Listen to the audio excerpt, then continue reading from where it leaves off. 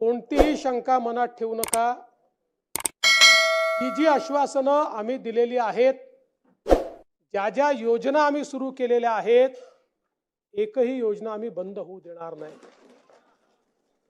त्या लाडक्या बहिणींनी महायुतीवर प्रेम दाखवलं,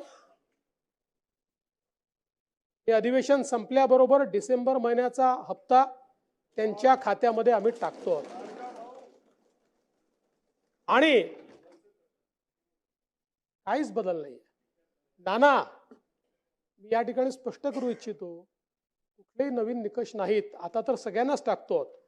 पण ॲपरंटली असं लक्षात येत आहे की काहींनी 4-4 खाती उघडलेली आहेत। जसं समाजामध्ये चांगल्या प्रवृत्ती असतात, त्याच्या काही वाईट प्रवृत्ती असतात।